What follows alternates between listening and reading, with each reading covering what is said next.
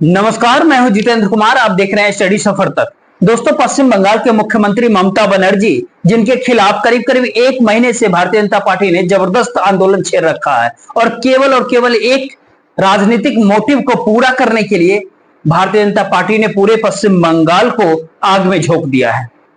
दोस्तों, RG Kar medical college के भीतर जो कुछ भी हुआ लेडी ट्रेनी डॉक्टर के साथ, वो दुनिया के सबसे घिनौने काम में से एक है। वो दुनिया के सबसे बड़े अपराधों में से एक है। उसके लिए कोई क्षमा नहीं है, उसके लिए कोई माफी नहीं है। उसके लिए फांसी से भी बड़ी सजा हो तो वो भी मिलनी चाहिए। लेकिन सवाल उठता है, क्या दोस्तों उस मामले के अंदर इंसाफ के लिए बाकी देश के और भी मासूम निर्दोष लोगों की जिंदगियों को दांव पे लगाया जाएगा? अब तक 29 जाने जा चुकी है पश्चिम बंगाल के भीतर, केवल डॉक्टरों के हड़ताल की वजह से। इन डॉक्टरों के हड़ताल के पीछे कौन से लोग हैं, कौन सी ताकत है, ये उसी बात से समझ में आ जाता है जब सयान, राहिनी और उसके दो अन्य साथी जो मार्च नवन्ना तक कर रहे थे, उनका भारतीय जनता पार्टी के साथ क्या कनेक्शन था, संघ के साथ क्या कनेक्शन था। उन तीनों छात्र नेताओं का संघ और भारतीय जनता पार्टी का कनेक्शन जो सामने निकल करके आया था, उसी से ये बात स्पष्ट हो गया था। और उसके बाद जो रिपोर्ट्स आई थी, मीडिया के भीतर जो खबरें चली थी, उसके मुताबिक जो स्थानीय स्तर पर जो बातचीत हुई और दिल्ली तक से इंस्ट्रक्शन गया कि मार्च में लोगों को बाहरी जगह से बुलाओ, आसपास के अन्य जगहों से लोगों को बुला लो। इन तमाम सारे बातों से स्पष्ट हो गया था कि आंदोलन के पीछे भारतीय जनता पार्टी और संघ ने पूरी ताकत झोंक रखी है। बिल्कुल कुछ उसी अंदाज में जैसे यूपीए के विदाई से पहले पन्ना आंदोलन के पीछे पूरा संघ ने पूरी ताकत झोंक दिया था, पूरा संसाधन झोंक दिया था, अपने वॉलंटियर्स को झोंक दिए थे, स्वयं सेवक झोंक दिए और रंग लाई वो मेहनत। उसको यदि आप मेहनत अगर मानोगे अराजकता को, तो रंग लाएगी।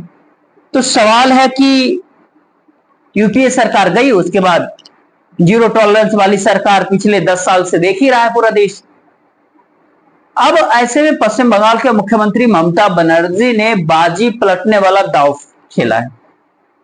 ये बात अक्सर कहा करते हैं कि हार जीत फाइनली सियासत के भीतर किसकी होती है, वो तो दिन डिसाइड करता है कि कब किसका दिन हो। लेकिन फिल्मों के भीतर डायलॉग आपने देखा ही होगा, सुना ही होगा कि दिन किसका होता है। तो फिर ऐसे में दिन किसका है, इसके ऊपर बातें होती है, उसके ऊपर बहुत सारी चीजें निर्भर करती है। लेकिन नरेंद्र मोदी के स्टाइल के भीतर अगर अब तक 2014 से लगातार किसी ने अगर हराया है, तो फिर वो पश्चिम बंगाल के मुख्यमंत्री ममता बनर्जी है।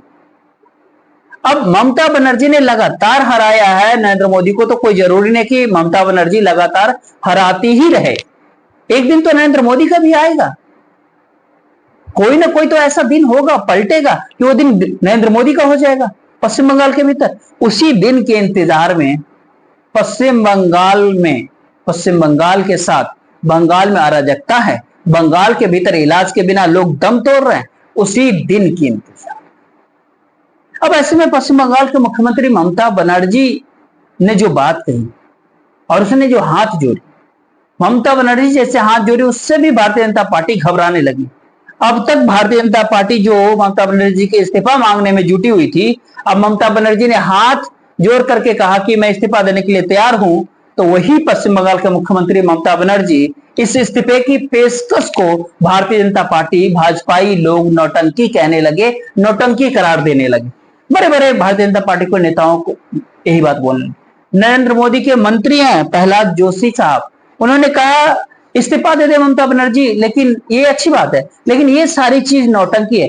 चाहते नहीं है इस्तीफा, भारतीय जनता पार्टी कतई नहीं चाहती है कि ममता बनर्जी इस्तीफा दे दे पश्चिम बंगाल के मुख्यमंत्री पद से, क्योंकि इस्तीफे के एक दांव ही सही पश्चिम बंगाल के मुख्यमंत्री इस्तीफे की बात करते ही भारतीय जनता पार्टी की जान हलक में जाके अटक जाती है कि अगर ममता बनर्जी ने इस्तीफा दे दिया मुख्यमंत्री पद से, तो फिर क्या होगा। आखिर पश्चिम बंगाल के भीतर पूरा सेंटीमेंट ही पलट जाएगा, और जब पूरा सेंटीमेंट यदि पश्चिम बंगाल के भीतर पलट जाएगा, तो जो 73 से सत्ता का सपना देख रहे हैं, वो 13 पर आ जाएंगे पश्चिम बंगाल के भीतर, जैसे लोकसभा के भीतर गिरे 2024 के अंदर। आखिर पश्चिम बंगाल में ममता बनर्जी में हाथ जोड़ करके क्या कहा? हाथ जोड़ करके जो तस्वीर के साथ जो उन्हें कहा, वो क्या कहा? उन्होंने कहा मैंने प्रदर्शनकारी डॉक्टर से बातचीत करने की हर संभव कोशिश की, उनका 3 दिन तक इंतजार किया लेकिन वो नहीं आए। मैं उनके काम पर लौटने का अनुरोध करती रही। मैं पश्चिम बंगाल के आम लोगों से माफी मांगती हूँ, हाथ जोड़ करके मैं माफी मांगती हूँ। मुझे उम्मीद थी कि आरजीकर मेडिकल कॉलेज के अंदर जो कुछ हुआ उसका गतिरोध जो खत्म हो जाए। मैं डॉक्टर के आंदोलन का सम्मान करती हूँ, मैं लोगों का न्याय और इलाज उसको मिल सके इसके लिए पद छोड़ने को भी तैयार हूं, लेकिन वो न्याय नहीं चाहते हैं, वो केवल सत्ता चाहते हैं। मैं न्याय के लिए पद छोड़ने के लिए तैयार हूं, न्याय के लिए पद छोड़ने के लिए तैयार हूं। अब इस स्टेटमेंट से भारतीय जनता पार्टी भाजपाई लोग हिल क्यों गया? आखिर न्याय की लड़ाई कहां तक पहुंची है? पश्चिम बंगाल के मुख्यमंत्री ममता बनर्जी यदि इस्तीफा दे दिया तो फिर यही पश्चिम बंगाल जो आज नवन्ना तक मार्च, आर्टिकल के बाहर प्रोटेस्ट, निर्दोष लोगों की जाती हुई जाने उस पर तमाशबीन बैठ करके बैठा हुआ है, यही पश्चिम बंगाल हिसाब मांगेगा सीबीआई से।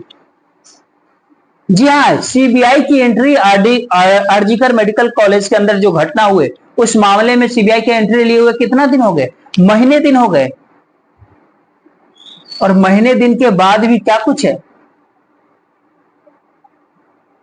कौन सा जांच चल रहा है अब तक? यानी ये कहे कि 1 महीने में अब तक उनकी जांच कहां तक पहुंच पाई, इस बात की जानकारी कैसे कैसे जांच कर रहे हैं कि महीने बीत जाने के बावजूद भी अब तक इस तरह का माहौल क्रिएट होता है, इस तरह का माहौल बनते रहता है।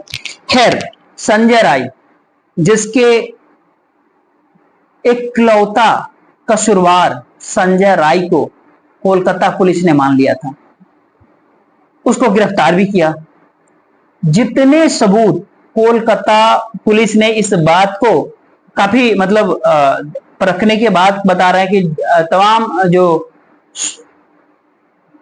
तमाम सारे लोग जो भी सबूत पेश कर सकते हैं, जैसे कोलकाता पुलिस ने जितने भी सबूत इकट्ठा किए, कोलकाता पुलिस ने संजय राय को इकलौता आरोपी बता दिया आरजीकर मेडिकल कॉलेज के अंदर जो घटना उससे एक कदम आगे जो बढ़ी सीबीआई, वो आप बताइए। संजीव घोष का जो ईडी घोष का किसका किसका मामला उजागर कर रहे हैं, जिसकी बेटी की जान गई, जिसकी इज्जत लूटी गई, उसकी जांच करने सीबीआई ईडी पहुंची थी। सीबीआई की किसके बात पर पहुंची गई थी? बात कुछ और है, जांच कुछ और करनी है, जांच कुछ और हो रही है, मामला कुछ और है, मामला का उजागर किस और किया जा रहा है। उस मामले में उस बेटी को कितना इंसाफ मिला? संदीप घोष ने फलाना चीज कहां से खरीदा था, ढिकाना चीज कहां से खरीदा था, ये सब बात चलती है, लेकिन उस बेटिया के मामले में सीबीआई की जांच वहीं की वहीं धरी की धरी रह जाती है, कोई आगे नहीं बढ़ता, कोई विशेष जांच नहीं होती। नहीं तो 1 महीने में क्या से क्या हो जाता है। पॉलीग्राफ टेस्ट एक करवाया था, उस टेस्ट के अंदर जो मीडिया रिपोर्ट आई उसके हिसाब से तो संजय राय वहां पर मुकर भी गया था और पीछे भी गए। संजय राय मुकरने भी लगा कि मैं तो गया था, केवल बॉडी देखा, पहले जो कुछ होना था हो गया था। अब क्या सबूत इकट्ठा किए साहब, क्या स्टेटस रिपोर्ट आई, सार्वजनिक करवा करके देखिए कि सीबीआई कहां तक जांच लेकर के गई।